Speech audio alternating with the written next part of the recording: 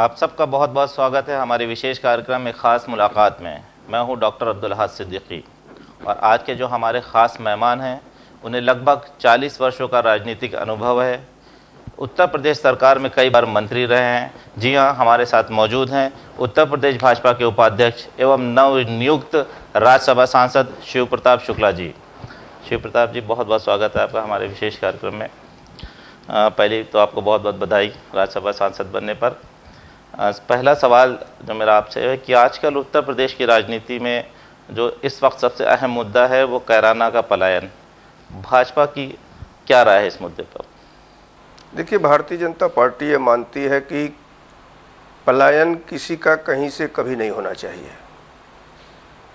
कैराना में ऐसा नहीं है कि सभी के सभी उस पलायन में सम्मिलित हों, लेकिन कुछ तथाकथित गुंडे जो अपना साम्राज्य स्थापित करना चाहते हैं, वो बिल्डर्स हो सकते हैं और सब हो सकते हैं, जिसके आधार पर वहाँ पर पलायन हुआ है। और वो पलायन विशेष करके वो जो गुर्जर मुस्लिम हुए हैं उनके माध्यम से हुआ है। मेरा मानना कि इस पर रोक लगना चाहिए, सरकार को कड़ाई से उसका पालन कराना चाहिए और जो लोग भी बाहर गए हैं उनको ला करके वहाँ पर बसाना चाहिए। उसका हल यही है कि उन लोगों को ला करके बसाना चाहिए, सुरक्षा देनी चाहिए और ऐसे लोग जो समाज में इस प्रकार के वितृष्णा का भाव पैदा कर रहे हैं उनको कठोर से कठोर दंड देना चाहिए। जी, बीजेपी सांसद हुकुम सिंह जी ने जब पलायन की पहली लिस्ट जारी की थी तो बीजेपी अध्यक्ष अमित शाह जी हों या गृह राज्य मंत्री किरण रिजिजू जी हों, सबका समर्थन मिला था उन्हें और सांप्रदायिकता की बात कही थी कि पलायन का कारण सांप्रदायिकता है, लेकिन बाद में वो अपने बयान से पलट गए। नहीं, बाद में वो बयान से पलट गए इसने भारतीय जनता पार्टी ने तो अपना एक प्रतिनिधिमंडल यहाँ से भेजा था, जिसमें विधायक भी थे, सांसद भी थे और कुछ प्रदेश के पदाधिकारी भी थे। सबसे बड़ी बात यह है कि वो जब गए हैं तो वहाँ पर सब कुछ जानने के बावजूद वो कल्पित हमला तक उस टीम पर करना चाहते थे और पूरा का पूरा वहाँ प्रशासन उसको देखता रहा, उस पर कोई नहीं। जब वो जान रहा है कि भारतीय जनता पार्टी का प्रतिनिधिमंडल है, ये प्रतिनिधिमंडल जाकर के रिपोर्ट देगा, तो उत्तर प्रदेश का प्रशासन क्या इस तरह से मतलब अपनी सारी बेहयाई को पार कर चुका है कि ऐसे प्रतिनिधिमंडल को भी सच जानने का अधिकार नहीं देने देगा। वहाँ जो घटना घटी उसमें प्रशासन को रोल अदा करना चाहिए था, लेकिन प्रशासन ने नकारात्मक भूमिका का निर्वाह किया है। इस नाते मेरा यह मानना है कि कहीं न कहीं कोई ऐसी बात रही होगी जिस पर बात आएगी। आज भी भारतीय जनता पार्टी ये हमारा प्रतिनिधिमंडल रिपोर्ट देगा, प्रदेश अध्यक्ष जी उस पर बात करेंगे, केंद्र को भेजना होगा भेजेंगे, लेकिन आज भी भारतीय जनता पार्टी पूरी तौर पर इस बात को मान करके चल रही है कि कैराना में जो कुछ भी हुआ है वह कुछ लोगों ने पूरी तौर पर सांप्रदायिकता को जन्म देने का काम किया है, तो वह सत्य है, उसमें कहीं इनकार नहीं किया जा सकता है। जी, आपकी पार्टी के विधायक हैं संगीत सोम जी। कैराना में उन्होंने यात्रा निकाली और पार्टी के सांसद हुकुम सिंह जी ने भी उनका विरोध किया, मना किया और प्रदेश अध्यक्ष केशव प्रसाद मौर्य जी ने मना किया। उसके बाद भी उन्होंने यात्रा निकाली। तो क्या लगता है कि संगीत सोम कहीं ना कहीं पार्टी की लाइन से हट के काम कर रहे हैं? नहीं, मुझे लगता है कि उन्होंने यात्रा निकालने की बात कही थी, लेकिन बाद में जब सभी लोगों ने मना किया तो उस यात्रा से हट गए। उन्होंने यात्रा अपनी पूरी नहीं की और फिर से उन्होंने 144 लगा हुआ और पार्टी ने कहा, ये कहते हुए यात्रा को स्थगित कर दिया था। आज भी संगीत सोम पार्टी के रुख से कहीं ना इत्तेफाक नहीं रखते हैं, पूरी तौर पर उसके साथ है, लेकिन संगीत सोम को इस बात को हमेशा सोचना चाहिए कि पार्टी बहुत बड़ी होती है, हम जैसे लोग पार्टी के निमित्त बहुत छोटे हैं और अपने छोटाई को, उस ऊंचाई को हमेशा ध्यान रखना चाहिए। अच्छा, जैसा भी आपने कहा कि भाजपा ने अपना प्रतिनिधिमंडल भेजा कैराना में, गृह मंत्री राजनाथ सिंह हैं, भारत सरकार बीजेपी की है, तो क्यों गृह मंत्री ने अपने स्तर से जांच नहीं कराई उसकी? देखिए, कई बातें होती हैं।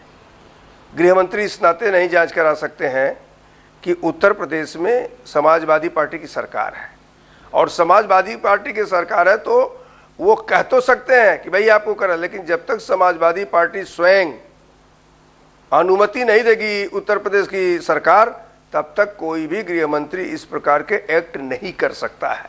यहाँ ये चाहिए था उत्तर प्रदेश सरकार को कि वह करती, लेकिन उत्तर प्रदेश सरकार पहले तो एक कमिश्नर की जांच किया, फिर जब समाज में ये लगने लगा कि नहीं ये गलत हो रहा है तो उन्होंने एक ऐसी वो कर दिया, हाई कोर्ट के रिटायर्ड जज से ये कर दिया।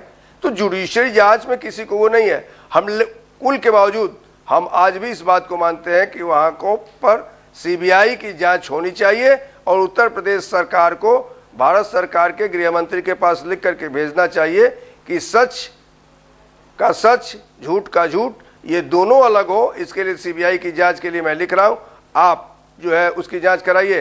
लेकिन जब तक उत्तर प्रदेश की सरकार नहीं लिखेगी तब तक भारत का गृह मंत्री भी उस पर कुछ नहीं कर सकता है। चलिए, 2017 विधानसभा चुनाव बस कुछ ज़्यादा समय नहीं बचा है, सारी पार्टियों ने तैयारियां शुरू कर दी हैं। बीजेपी किन मुद्दों पर 2017 का चुनाव लड़ेगी? बीजेपी के पास तो बहुत मुद्दे हैं। बीजेपी के पास सबसे बड़ा मुद्दा यह है कि वर्तमान जो सरकार है वह भ्रष्टाचार में आकंठ डूबी हुई है। कानून व्यवस्था उसके पास कुछ रह नहीं गया है। उसका सारा विकास सैफई तक सीमित होता है। सैफई में विकास करने के लिए वह नृत्य तक कराते हैं, स्वयं परिवारों के लोग भी उस नृत्य में सम्मिलित होते हैं। ये झूठ के पुलिंदे की सरकार को उत्तर प्रदेश की जनता हटाना चाहती है। दूसरी तरफ बसपा है। बसपा की स्थिति है, सब लोग ये जानते हैं, समाजवादी पार्टी इसी आधार पर आई थी कि एक अति भ्रष्टाचारी सरकार को हटाना है। तो अति भ्रष्टाचारी सरकार बसपा थी, आज भ्रष्टाचारी और गुंडा सरकार इस समय है। कांग्रेस का कोई अस्तित्व नहीं है। तो ऐसी स्थिति में सभी तरफ लोगों की निगाह बीजेपी की तरफ है और धीरे धीरे बीजेपी आज ही से स्विप करने की तरफ बढ़ रही है और 2017 में भारी बहुमत से सरकार बनाएगी। मुद्दे क्या रहेंगे आपके? हमारे मुद्दे तो सबसे पहले ये रहे कि उत्तर प्रदेश को हम कितना विकास दे सकते हैं। हम भारत के प्रधानमंत्री ने इस बात को सभी हर जगह कहा है, सबका साथ और सबका विकास। प्रधानमंत्री जिस बात को कह रहा है, देश के लोग नहीं बल्कि दूसरे मुल्कों के लोग, दूसरे देशों के लोग भी इस बात को कहते हैं कि एक आदमी ऐसा है जो सबको जोड़ करके चलना चाहता है और भारत को विकास देना चाहता है। तो ऐसा प्रधानमंत्री जिसके स्वागत करने के लिए विदेश में भी लोग लालायित रहते हैं, ऐसा प्रधानमंत्री जिसका स्वागत करने के लिए वहाँ रहने वाले एनआरआई पैसे दे करके टिकट खरीद करके उसके भाषण को सुनना चाहते हैं, ऐसे प्रधानमंत्री के नेतृत्व की छाया उत्तर प्रदेश पर रहेगी और उत्तर प्रदेश बहुत आगे बढ़ेगा। जी, राम मंदिर 2017 में बीजेपी का मुद्दा रहेगा या नहीं? राम मंदिर बीजेपी का मुद्दा कभी नहीं रहा। राम मंदिर के साथ बीजेपी और उसके लोगों की आस्था जुटी रही है, वह आज भी हमारी है। हम चुनावी मुद्दा राम मंदिर को नहीं बनने देना चाहते हैं, क्योंकि चुनावी मुद्दा राम का बहुत व्यापक प्रभाव है। तो उस व्यापक प्रभाव को इस छोटे से चुनाव से हम तोल करके जोड़ें, यह उचित नहीं है। इस नाते आस्था रहेगा, चुनावी मुद्दा नहीं रहेगा। जी, 2017 में किस पार्टी को आप सबसे बड़ी चुनौती मानते हैं? देखिए, कुल मिलाकर के अभी बसपा में भी जिस प्रकार से स्वामी प्रसाद मौर्य अलग हुए हैं, वहाँ तो अब शुरू हो गया है। पैसे लेकर के ये जो है टिकट देने की बात करती हैं और बहन जी और उनका भाई ये दो मिलकर के पार्टी चला रहे हैं। तो ऐसी स्थिति में वो भी टूटते चले जा रहे हैं। तो हमारी लड़ाई तो समाजवादी पार्टी से ही होगी, लेकिन ये जरूर है कि बहुत भारी अंतर रहेगा। बीजेपी का चेहरा कौन होगा 2017 के विधानसभा चुनाव में? देखिए, चेहरे के संदर्भ में राष्ट्रीय अध्यक्ष जी यहाँ आए थे लखनऊ में, उन्होंने मीडिया के सामने भी बहुत साफ शब्दों में कहा था कि हमने इस पर अभी कोई विचार नहीं किया है, विचार भी केंद्रीय नेतृत्व को ही करना है। हम ये जानते हैं कि उत्तर प्रदेश में बीजेपी का चेहरा रहे या न रहे। अब ऐसी स्थिति पैदा हो गई है कि लोग सपा बसपा मुक्त जो है उत्तर प्रदेश चाहते हैं, तो बीजेपी उनकी चाहत बन चुकी है और जब चाहत बन जाती है तो लोग अपने आप आगे आकर के चेहरे बन जाते हैं और सरकार बनवा देते हैं। जी, वरुण गांधी जी आपके सांसद हैं और काफ़ी अलग थलग रहते हैं, कार्यकारिणी की बैठकों में भी सम्मिलित नहीं रहते हैं। क्या पार्टी लाइन से ऊपर है वरुण गांधी? पार्टी लाइन से ऊपर कोई नहीं है। चाहे कोई भी ये रहता हो, इस नाते वरुण जी भी पार्टी लाइन से ऊपर नहीं है।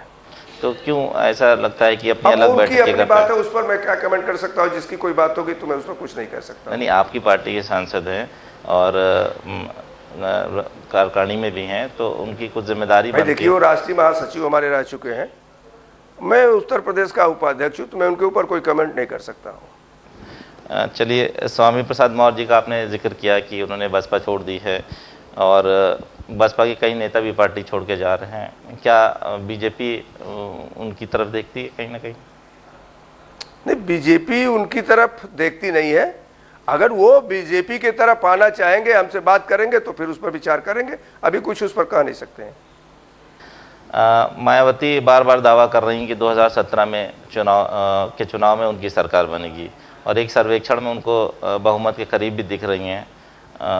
क्या कारण, क्या लगता है आपको कि मायावती, बीजेपी की प्रतिद्वंदी मायावती से है कि समाजवादी पार्टी से? देखिए, वो बहुमत के समीप दिख रही थी, ऐसा चैनल बहुत पहले अपनी रिपोर्ट दिया था।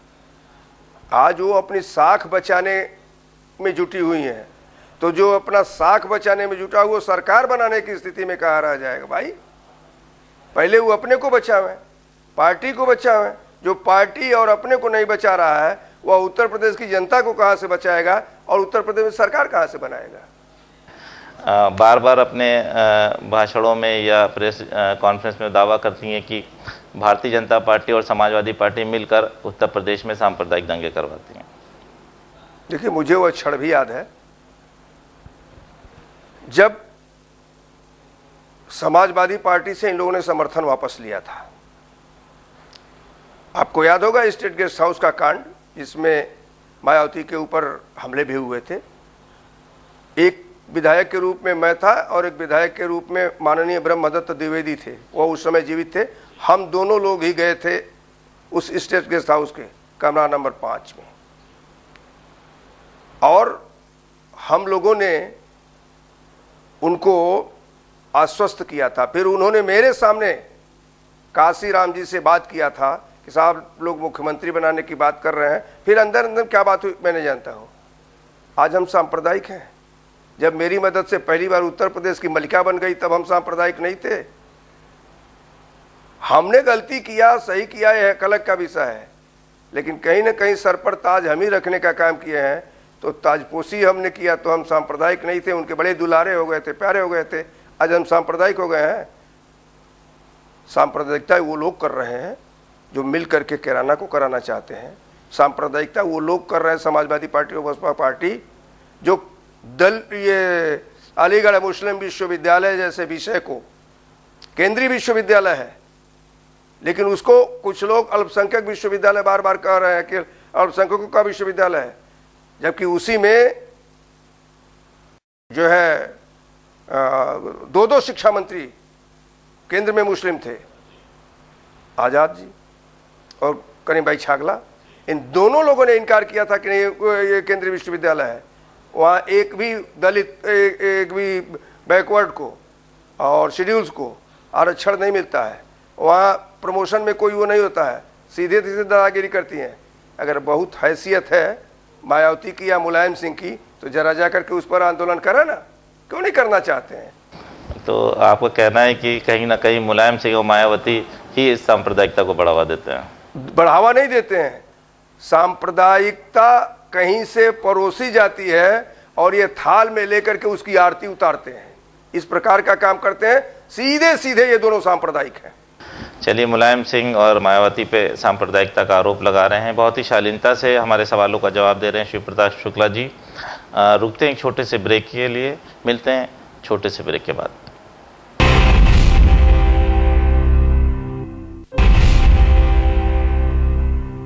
ब्रेक के बाद आप सबका एक बार फिर से स्वागत है। हमारे साथ मौजूद हैं राज्यसभा सांसद शिव प्रताप शुक्ला जी।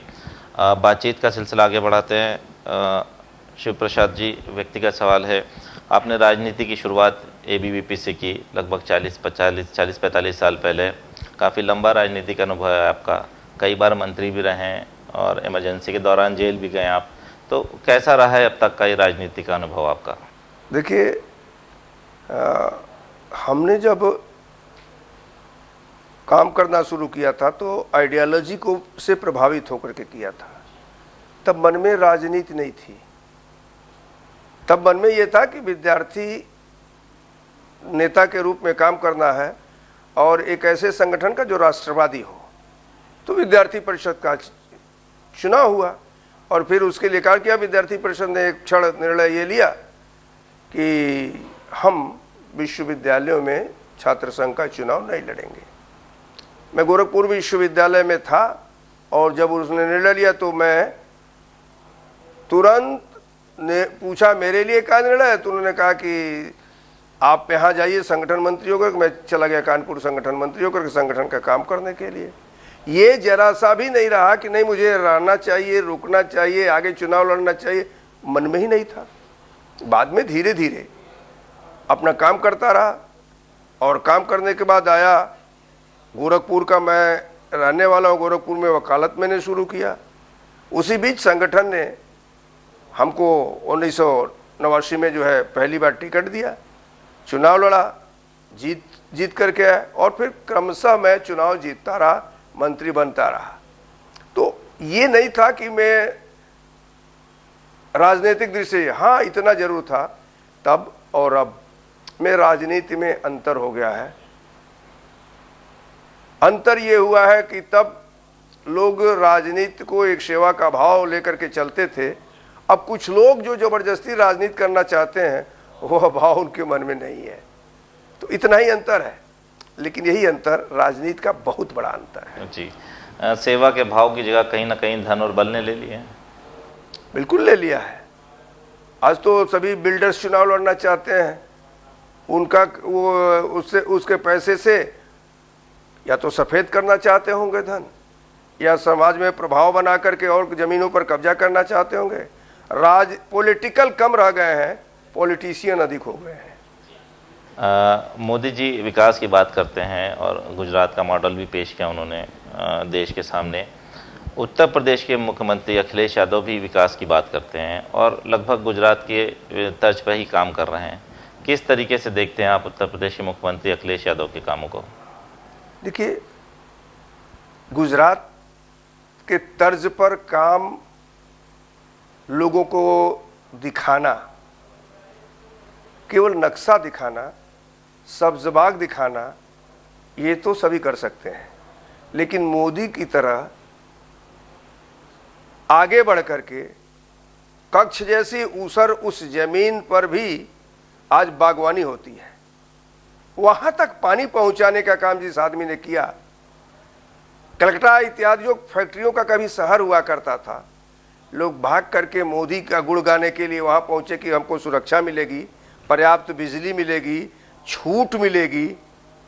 जिस दिन ये सभी के सभी श्री नरेंद्र मोदी की तरह से विजन देखना शुरू करेंगे और विजन को लागू करना शुरू करेंगे, उस दिन गुजरात बना सकेंगे। केवल सब्ज़बाग दिखा करके उत्तर प्रदेश में कौन सा कारखाना स्थापित हो गया, उत्तर प्रदेश में कौन सा उद्योगपति आ गया? सेमिनार करके लोगों को बुला करके हम इतनी पूंजी निवेश होगी इसकी सूचना दे दी जाती है। आप ये बताइए कि इतनी पूंजी निवेश हो, वह कौन सी कंपनी है जो उत्तर प्रदेश के विकास के लिए एक भी नए पैसे का पूंजी निवेश की हो? अनेक बार पूंजी निवेश अखबारों में अखिलेश यादव जी कराते हैं और अब तो रोज इतना विज्ञापन दे रहे हैं जितना कोई सरकार शायद पूरे वर्ष में नहीं देती है। उतना विज्ञापन अखिलेश जी दे करके विज्ञापित करा रहे हैं। विज्ञापनों का यह प्रदेश हो गया है, विकास का प्रदेश तो रह ही नहीं गया है। कानून व्यवस्था खत्म होने के बाद यह विनाश का प्रदेश हो चुका है। इस नाते उत्तर प्रदेश को विकास का प्रदेश और गुजरात तो शब्द ही भूल जाइए। जी, लेकिन समाजवादी सरकार बहुत दावे करती है कि जितना विकास पूर्ववर्ती सरकारों ने नहीं किया वो पिछले 5 या 4 वर्षों में उत्तर प्रदेश सरकार ने किया। वो गिना तो दे कि क्या किया। मेट्रो का प्रोजेक्ट है उनका और लखनऊ आगरा एक्सप्रेसवे है उनका, और कई ऐसे प्रोजेक्ट हैं जो गिनवाते हैं। मैं नितिन गडकरी का वह पत्र आपको बता सकता हूं जिस पत्र में उन्होंने 4 लेन 6 लेन उत्तर प्रदेश में बनवाने के लिए इस उत्तर प्रदेश सरकार से एनओसी मांगा। इस सरकार ने एनओसी नहीं दिया। मैं वह बात बता सकता हूं कि प्रधानमंत्री जो फसलों के बीमा योजना जो है उस बीमा योजना को देने के लिए हर प्रदेश ने एजेंसी तय किया, लेकिन उत्तर प्रदेश की सरकार एजेंसी इस नाते नहीं तय कर पा रही है कि अगर किसानों को मिलने लगेगा तो उसका लाभ केंद्र सरकार को, तो ये नहीं कर।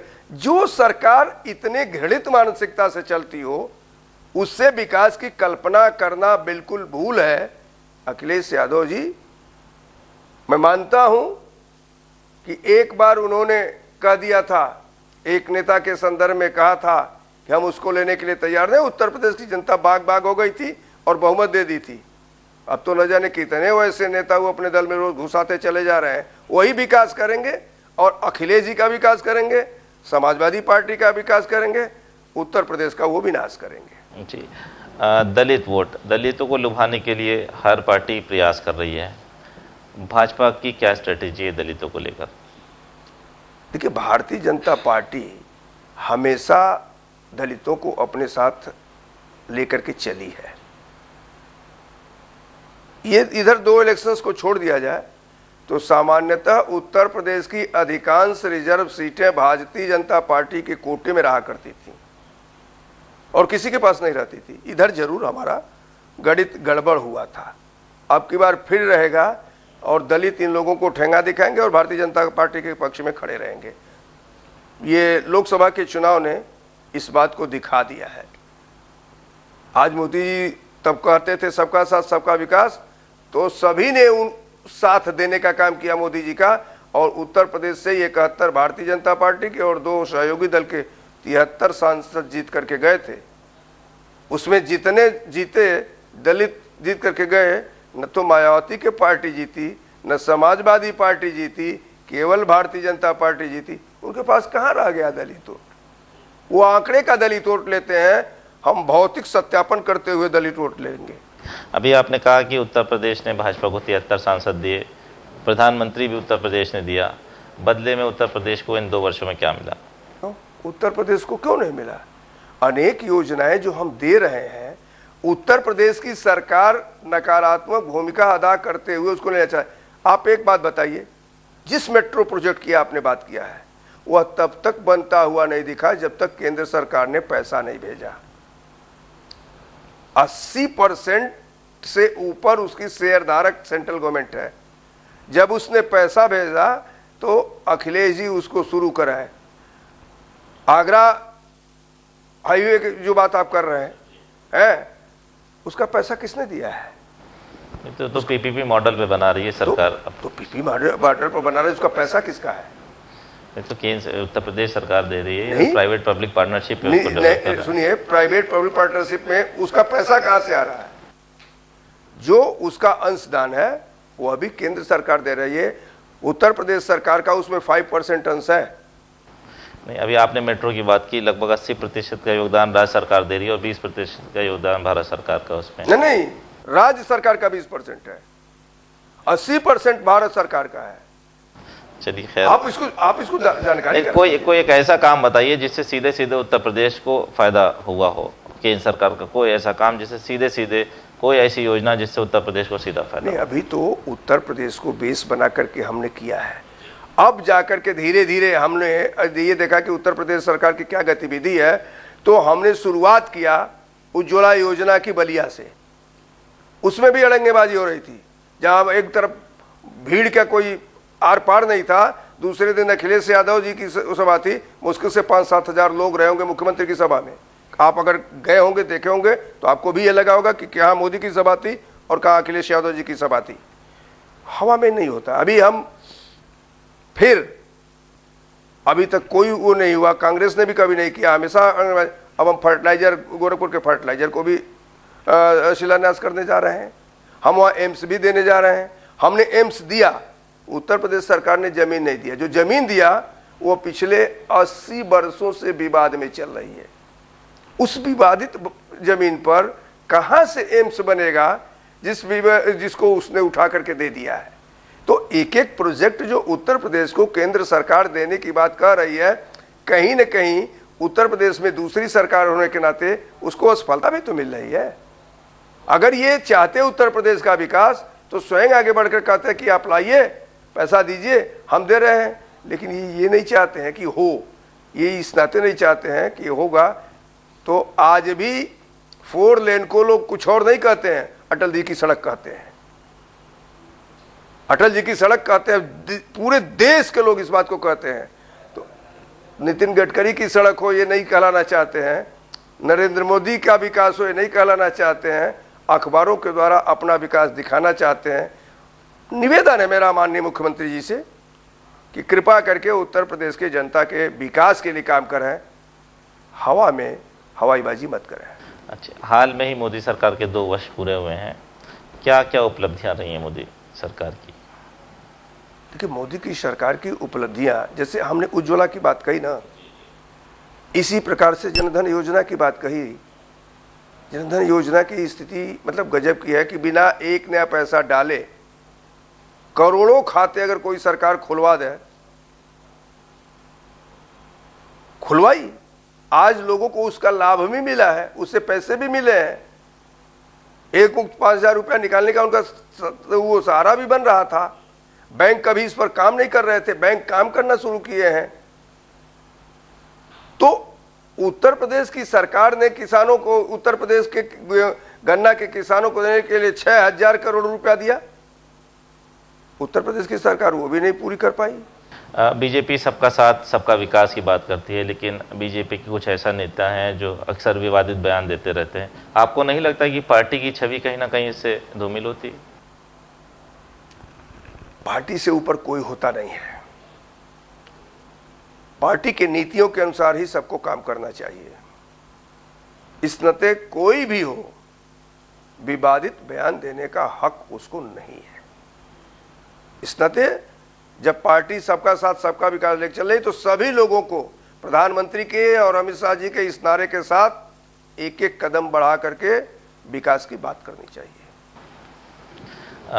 पार्टी में आपको राष्ट्रीय संगठन में जिम्मेदारी देने की बात सुनने में आ रही है, कैसे देखते हैं इस भूमिका को? देखिए, मैं पार्टी का एक सिपाही हूं। मुझे जो काम दिया जाएगा, प्रयत्न ही नहीं, लोगों का आशीर्वाद लेकर के उसे पूरा करने का काम करूंगा। क्या दी जा रही मुझे इसकी कोई जानकारी नहीं है। जो भी जिम्मेदारी दी जाएगी, मैं एक चीज जरूर जानता हूं कि भगवान की मेरे ऊपर कृपा है और संगठन अपना एक विश्वास पात्र कार्यकर्ता मुझे मानता है। इस नाते उस दोनों के सहारे किसी भी प्रकार की बाधा हो मैं पार कर जाऊंगा, मुझे कोई हिचक नहीं है। चलिए, 2017 के चुनाव के लिए आपको बहुत बहुत शुभकामनाएं और हमसे बात करने के लिए बहुत बहुत धन्यवाद। ये थे हमारे साथ भारतीय जनता पार्टी उत्तर प्रदेश के प्रदेश उपाध्यक्ष एवं राज्यसभा सांसद शिव प्रताप शुक्ला जी। अगले एपिसोड में किसी खास मेहमान के साथ एक बार फिर से मुलाकात होगी। तब तक के लिए बहुत बहुत धन्यवाद।